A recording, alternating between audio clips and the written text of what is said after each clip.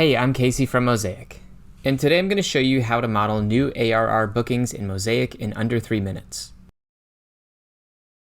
I'm going to build this in Mosaic's top-line planner by combining ARR from both new and existing account execs.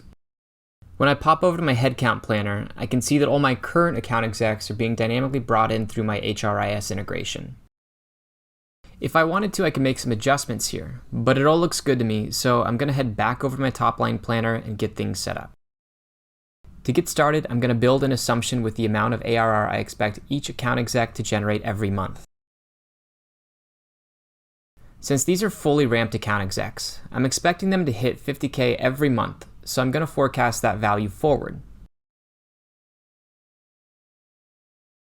This next row is going to give me the total ARR my existing account execs are creating.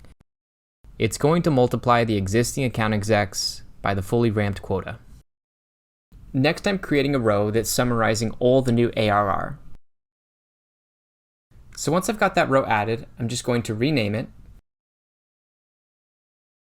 And then I'm going to set up the formula that's going to simply add new account exec ARR with existing account exec ARR.